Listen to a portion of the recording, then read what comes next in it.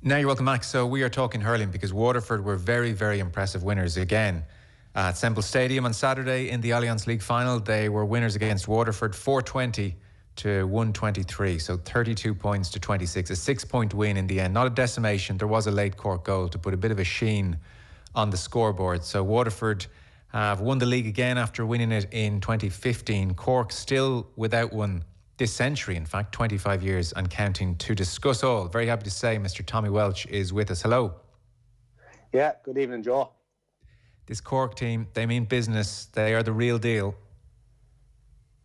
Waterford, yeah, I would agree with you.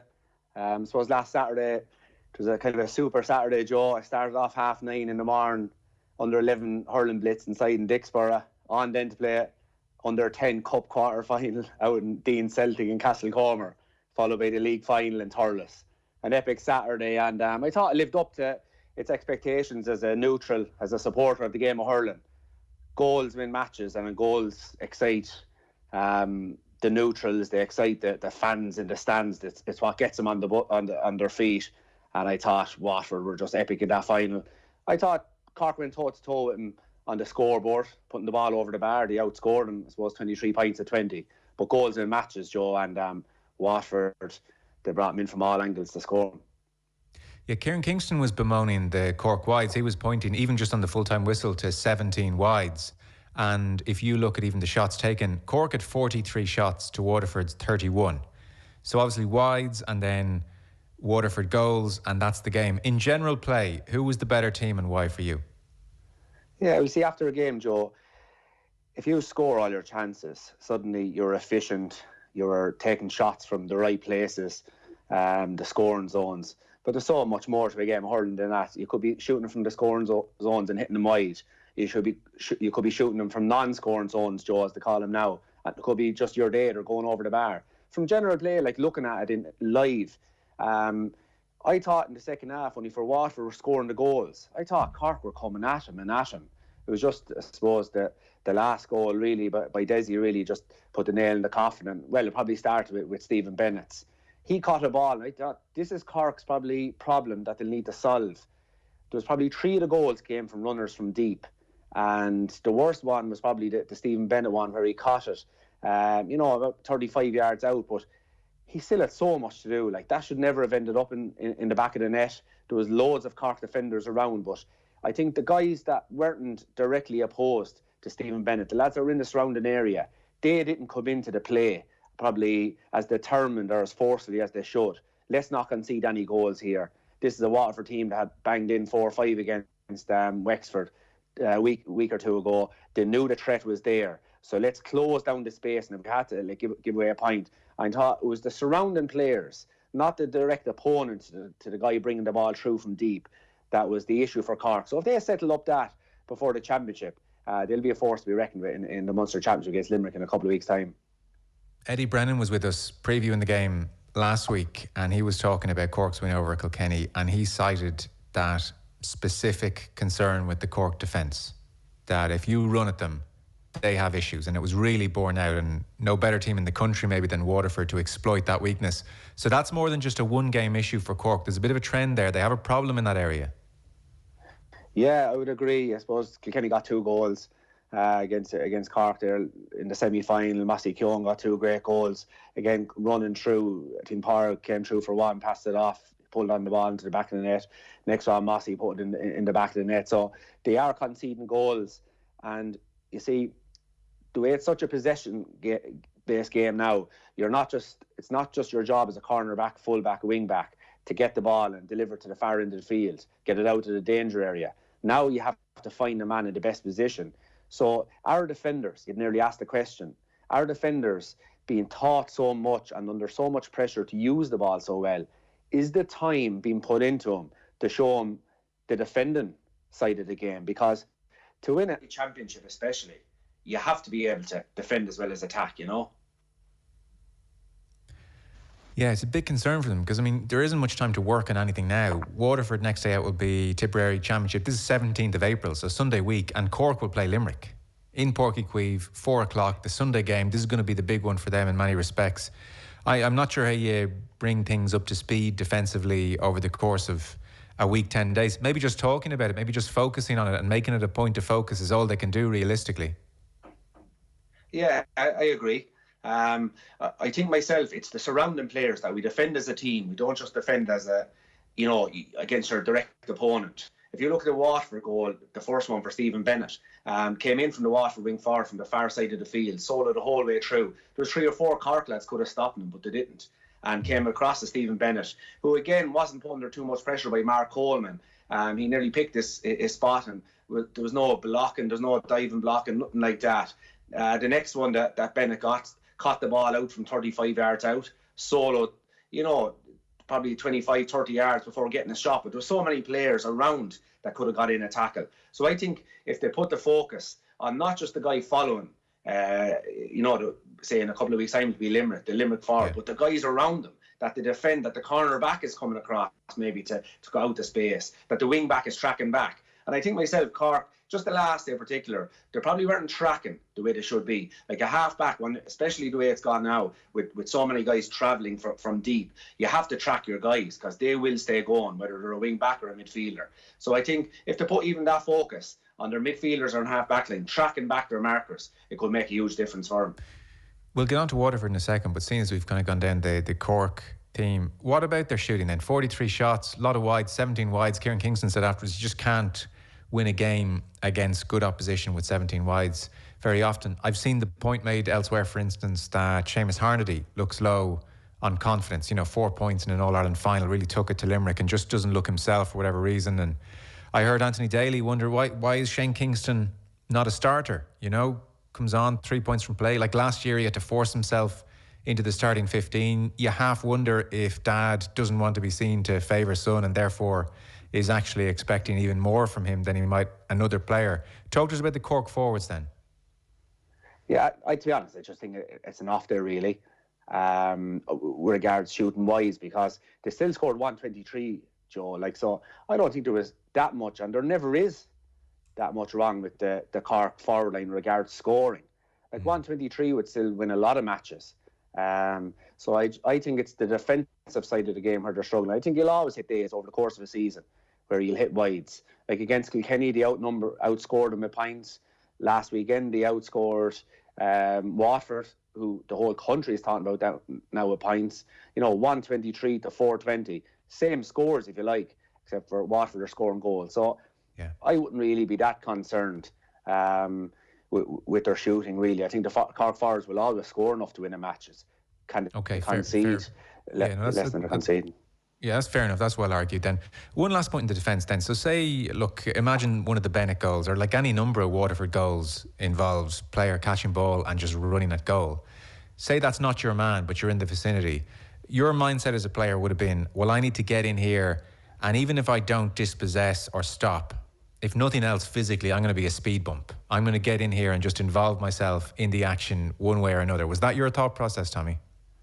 Yeah, well, I wasn't an expert at myself. You had to train day to day because it's a proactive thing you have to do, Joe. Backs are used to being reactive. The ball comes into the corner, in near your man. You go after because as it's coming in. But tracking back is all about you have to decide, Joe, to go do it. So JJ Delaney made a great point with us when we were starting off, is that when a wing forward on the other side of the field or a centre forward gets the ball and it's gone past you, if he's way faster than you, well, in theory, you will never catch him. But what if he drops the ball? What if the hurl falls out of his...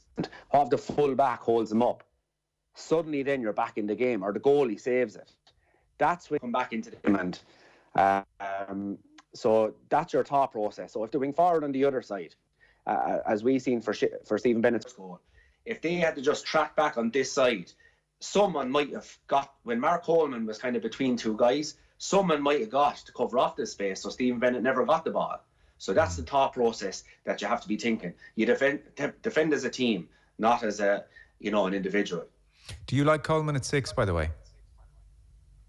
Coleman at 6, to be honest, from experience in playing centre back myself, the few occasions that I played, I never thought centre back was a good position for a small player. I think you have to be... Now, he is fast. I always kind of said strength or speed, but I think there's many runners coming at you. I think like you look at the best centre backs at the moment, Tyke de Burka, strong as a horse. You go back to when Galway were winning the All-Ireland, Garrod McInerney. Yeah, go back to, say, our Kilkenny team, Brian Hogan, John Tennyson, the Limerick team, Declan Hannon. All big, strong men. I'm not saying a small man can do it, but I definitely think in the centre it's shoring it up, as opposed to your man might clip you for a few pounds out the field, but it's shoring up that space so nobody gets past you. If there had to be a kind of a rock, like a Diarmuid O'Sullivan or a big strong fella in the middle for Cork last Sunday, would they have got through for so many goals? I would suggest maybe less likely. And I would say Mark Coleman, absolutely outstanding hurler, and has been for many, many years. And his success as centre-back is dependent, I think, on this centre midfielder kind of closing up, let's say Mellerick or one of the midfielders closing up, I suppose, the avenue down the centre, so that he's sweeping up as opposed to blocking guys in particular. So I would rather myself see Coleman probably back out on the wing. I think for a small player, you can just get on the ball as much as you can, clear a load of ball, and there's a big guy maybe in the middle just shoring it up with his sheer presence, because it's much harder to go past a big guy than a little guy, So do you feel then, like listening to you, certainly Cork were in the game plenty. They, but for the wides, could have put on a very impressive scoreline against Waterford. And they conceded goals that would frustrate you, or you would feel were a touch soft. So are we overestimating Waterford a touch? Because they're now being talked as, like in some cases, arguably even All-Ireland favourites, are certainly very, very close to Limerick. Whoever beats Waterford wins the All-Ireland. That's how they're being positioned now. No, I think everyone's to the bottom of the hill now, Joe. I think Limerick are, in my eyes, probably the favourites. And then the contenders are still Waterford number 2, maybe Cork number 3. But I definitely see everyone back to I seen enough in the league. I seen Kilkenny playing Waterford. I seen, Kilkenny playing Cork. You see, Waterford playing Antrim. Like Antrim nearly pipped Waterford a couple of weeks ago. So I think every game takes on a life of its own. I think Limerick are probably still a little bit a step above everybody else. But I think even Tipperary going down to Welsh Park in 2 weeks' time, I think that'll be a huge, huge game. Whether Waterford won the league final or not.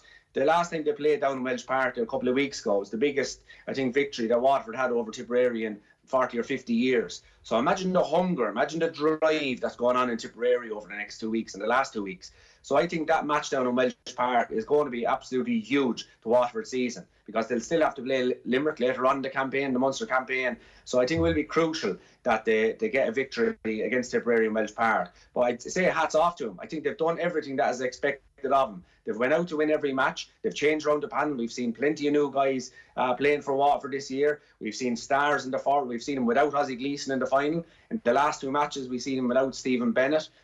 Jamie Barron is still not there. We've seen youngsters step up to the plate. Desiree Hutchinson is making the step up from club, star to inter-county star. Even though he was quiet the other day, his work rate was phenomenal.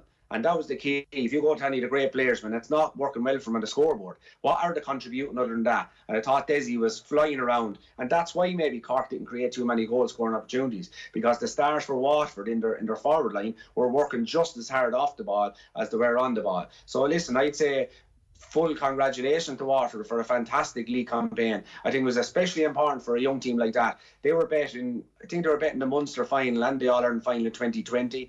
They were betting, a couple of other, they haven't won, any major titles since these guys became senior. I'd say Tyke de Burka, maybe 1 or 2 more as the league final from 2015. But other than that, they don't have too many titles, and I think it's key to the progress of a team, because only one team can win the All-Ireland. So this Waterford team is around long term. They're here for the next 4 or 5 years, I think, contending, and it is important to get titles in the bag. So next step for them is Munster Championship. But none of them have a Munster medal in their back pocket.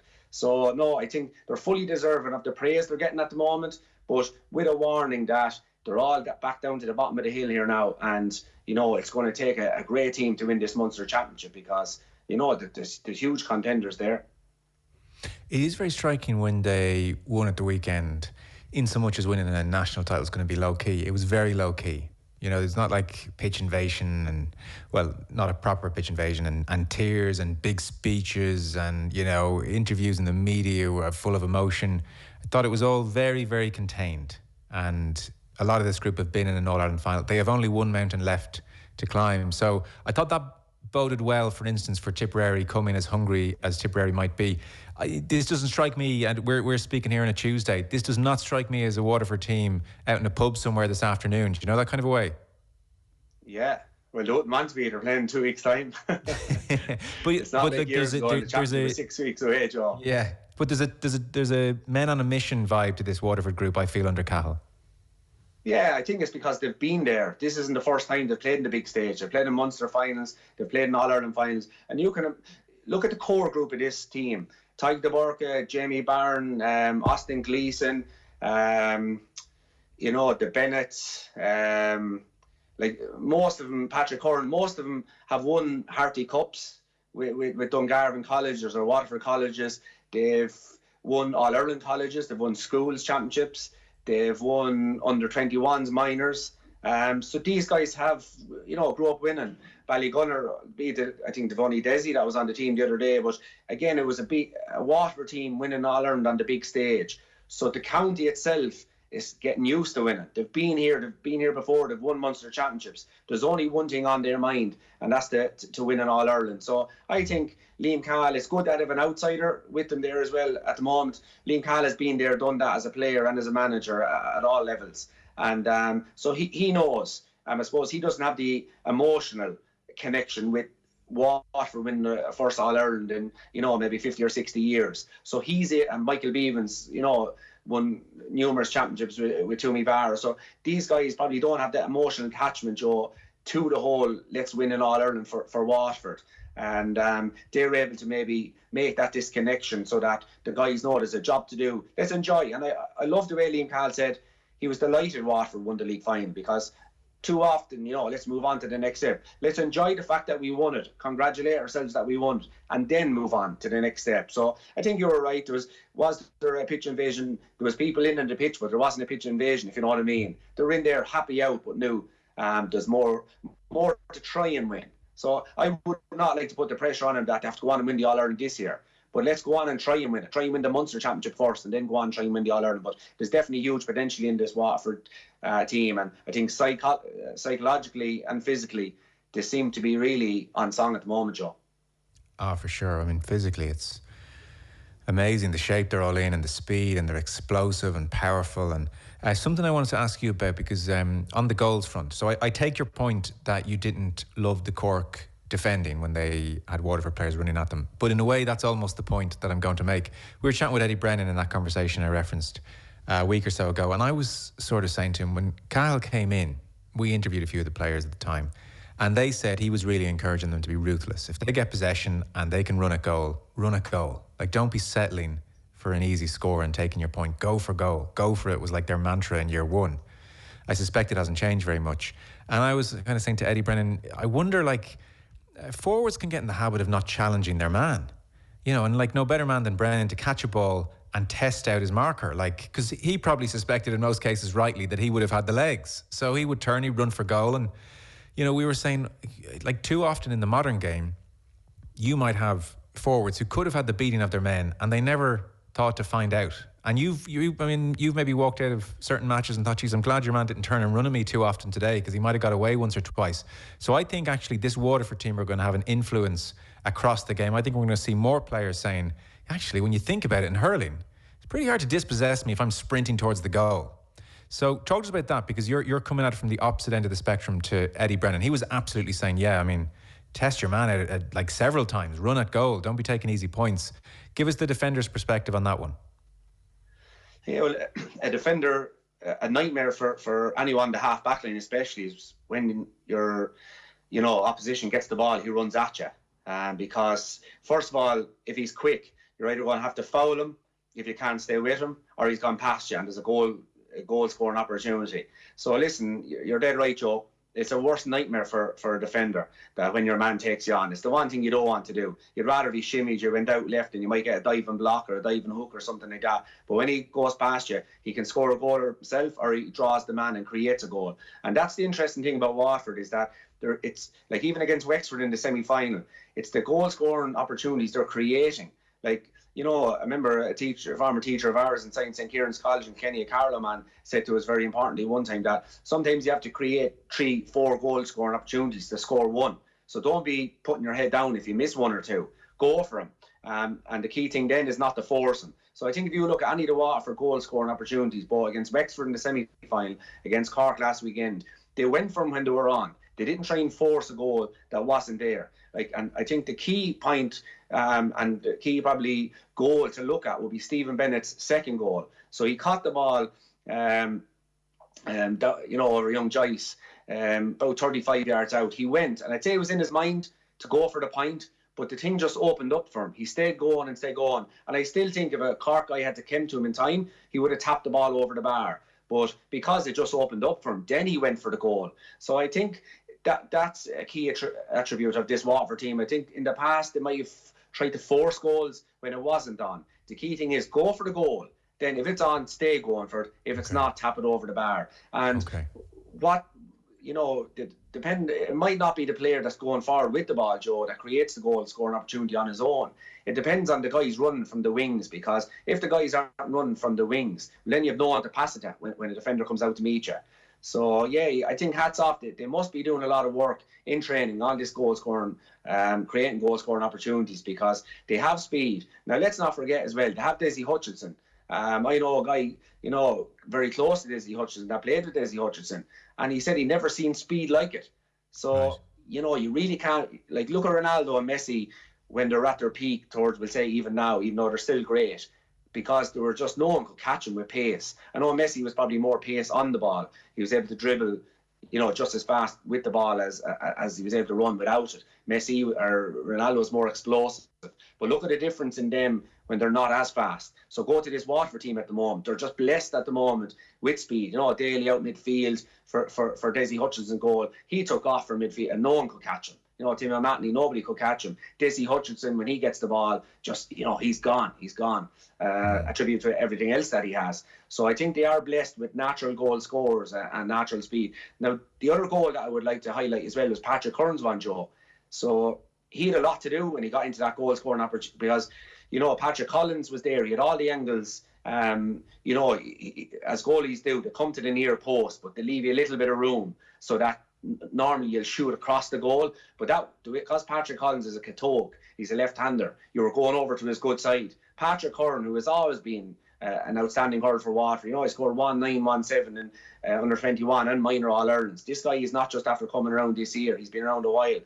In he went, and they needed a goal at the time. He went to the near side of Patrick Collins, which, is a rare thing that you'll see at that level, and ball in the back of the net. But that was his thought process behind it, So they have speed, but they also have the head for scoring goal at the moment. You often mention Ronaldo or Messi to me in these conversations. Were you a Ronaldo or a Messi man? I don't know. I love both of them. Oh, you're pleading the fifth. You're leaving it at that, are you? No. I could choose one, but I do love both of them. They're different. I love her. Messi's game. Messi is the guy who I would love for the fact that he loves the game of football. He loves just being at one with the ball. Probably spent hours and days with the ball since he was a young tot, out in the streets. I love that whole South American thing, the old days of the Brazilians. When I grew up and watching football, you're talking about USA in '94. You're watching all these Brazilians doing magical things with the ball, which was growing from street football out in the clay pitches. And I love that side of it. And then fast forward into Ronaldo, who more kind of, gym, speed, commitment. He loves just being the best, and devotes his whole life, diet, everything towards being the best. So I have drawn to the two of them for being brilliant at probably two different sides of the game, I see a bit more of Messi in you, someone who just wanted the ball the whole time.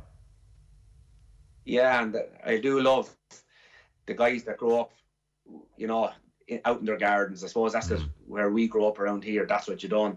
And, Messi, because, I don't think Messi spends too much time in the gym. I wouldn't say he spends too much time looking after his diet, more a balanced approach, but just loves the game of football and was always a genius at it. So, yeah, I do love that side of the game, Joe, you're right. Were you a gym bunny? I was great for the gym between November and January, but once the hurling started back, kind of the gym went to the side, but again, it was what I grew up with. But I remember Willie O'Connor, Kilkenny captain 2000, would have told Bill Hennessy, a clubmate of mine, and he'd been starting the early 90s Kilkenny team. Like, he always said he'd rather be fresh than fit. And I always felt I played my best when I used that mentality. So although it mightn't have made sense that I could have been, you could have been a better player doing your extra 2 or 3 nights in the gym, watching your diet, weighing your food. I always felt that I was better anyway, that if I came to the game just absolutely mad, and once the ball is thrown in a half-3, that you're about to explode for 70 minutes. So my mindset was to get into that frame of mind as opposed to being physically and mentally ready the other way. I felt when I got to half-3 then, you were just trying to maintain things and maybe you thought it was just going to work out. So I'd rather come with the hunger and the freshness than the fitness, I suppose. But I know in the modern game, Joe, you have to do the gym. Like, I'm not, I'm not stupid that way. Like, if I was coaching guys at the moment, like, they have to do it. That's what the competition are doing. So you have to do it, and that's it. Yeah. Well, we'll have an interesting chat ahead of Waterford Tip, which is on Sunday week, and Cork play Limerick, and then the following week, I think everyone's looking forward to Limerick Waterford at the Gaelic Grounds, Saturday night, 23rd of April. So, like, it's all set up. Munster is going to be amazing this year. Before we sign off, we asked you to pick your top 5 players of the league. You picked 6. So let us have it. Is this in descending order? Are you doing like a 6 down to 1, or are these all getting equal mention? What's the deal here? No, the deal is I picked 6 players that I thought both had a great league campaign and just to look forward to them for the future. Okay. So we've obviously a huge campaign coming up. It's not just a 1 game and out anymore. These guys will all get 4 or 5 games in the championship. So we started with Neil McManus, Joe. 13 points in the league versus Waterford. Like, this guy is at the end of his career. 1-2 versus Kilkenny, only lost by 3 points. 2-7 versus Dublin. They only lost by 4 points to Dublin that day, and 1-7 versus Laois. Like, Neil McManus has been doing it since I was, hurling. I hurled shinty with Neil McManus. I think he's such a role model for Ulster hurling. He's such a role model for Antrim. He always speaks his mind in the papers, in the media, but not his own agenda, to trying to promote hurling up the north, trying to promote hurling in Antrim. And like, you go to any of these counties where it is difficult, like for good clubs up in Antrim and the north and in Down and Derry, for them to play good challenge games, a lot of time they have to come down south, drive 2 or 3 hours, to get good club games, get good county games. And I just say hats off to Neil McManus. He's producing it for years upon years. And just for not what he's doing on the field, he's also doing it off the field. And a lot of the time, someone might be doing great work off the field and it might start getting to him. But this guy is able to produce when he gets on the pitch. So I think, Antrim, they had a great league campaign, albeit, they were beaten by Laois to go down into the relegation final, but a good win in the relegation final. But Neil McManus, watch out for him in the Joe McDonagh Cup. A brilliant competition. Finally, we played in Croke Park, and it'll be interesting to see how he gets on in the Joe McDonagh. Okay, can't argue with that one. Who's next? Yeah, Mikey Butler then from Kilkenny, cornerback. Yeah. We're looking for a man marker. When you play Waterford, to mark Dazzy Hutchinson, when you play Cork, to mark Horgan maybe, or Alan Connolly, just to mark the marquee forwards on the opposition team. If you're playing Limerick, to mark Elan. Mikey Butler, playing with him when I was on the Kilkenny panel, he was the kit man. he was helping out Racker Cody, so he was kind of apprentice kit man, if you like. And who thought that he'd be your future cornerback for Kilkenny, and by all accounts in the Loughlin's Club, this guy, since he was 10 years of age, lives and dies in the hurling field. Any day you go up, he's pucking the ball, he's joining in with games, and since he was a young man, he's had a fantastic campaign for Loughlin's last year, and he's backing it up in Kilkenny. I didn't think that he would have the pace, for that full back line in there, but he's after blowing my mind, the speed of him inside in the full back line. No one seems to be able to get away from him. Cornerback is one of the tough positions in the inter-county game at the moment, because the ball coming in is so beautiful. And he's definitely doing well so far. So I'm looking forward to seeing him in the Leinster Championship, Joe. Yeah, because the last time we touched on him, because he has had a very good campaign, Will O'Callaghan, our colleague here at Off the Ball, sent me a photo of young Mikey Butler as a kit man, and he's standing on the field and he's got like 2 big things of Lucasade. And so, I don't know, was he a bit young to be a kit man? Like, what's the deal with this lad hanging around the team? If you're good enough, you're old enough, Joe. All right, I won't ask questions. It's worked out for him. He's doing it now, which is that's an amazing story. We'll stick that photo up at some stage. So that's 2. Give us another couple. Yeah, Patrick Curran. So Patrick Curran is 25 or 26. As I mentioned earlier, he scored 1-7 in the minor All-Ireland final for Waterford when they won it. He scored 1-9 in the under-21 All-Ireland final, which they won. This guy, like, on the big days, he has proved he can do it. It's after taking him an extra few years to make it, but he has shown now, as part of the team, what he can do. And I thought he's had a brilliant, not just in the final, he's had a brilliant campaign up to that. He can step in and take frees if they need a free taker. You know, if Stephen Bennett was to get injured, which has happened to him already in the campaign, he can step in and take the frees. But I always thought a team that wins a championship, whether it's a county final or an All-Ireland, Joe, to have these lads around either corner forwards or wing forwards, you don't see them in the game score or in the game too much. So they won't go around with 15, 20 possessions. But when you look at the score sheet after the game, they might have 3 points scored, 1, 2. And in many games, especially the tight games that can turn your season, you win it be a point or 2. These guys are worth their weight in gold. So I think the encouragement and bringing Patrick Curran to the centre of this team has been a huge success story of this league campaign for Waterford. And he has proved, and you only find with young fellas in the big games, and you can only find out then if they have it or not. And every big day he seems to be able to do it. So I think that has been a huge positive for Waterford. They've found a new marquee player that can step in and step out when needed. And Patrick Curran is one to watch in the Munster Championship. Okay, so where are we going next?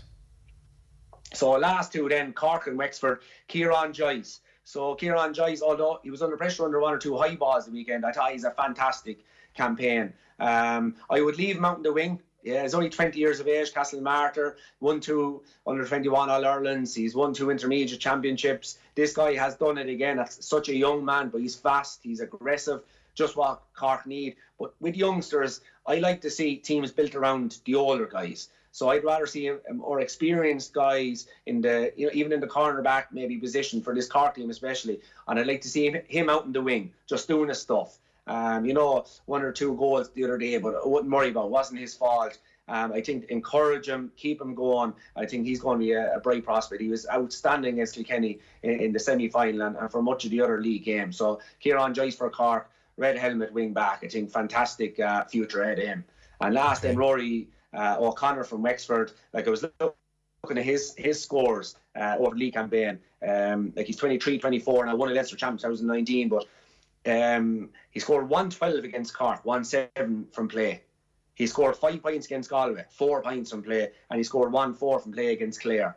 So this guy, and that goal against Clare was a phenomenal goal. He had a lot of work to do, but did it. So he has lit up nearly one of the probably players of the league. And I think for Wexford, with Dardra, gone back to a more straightforward, traditional type game, more kind of a hybrid, but you'll be left up there on your own.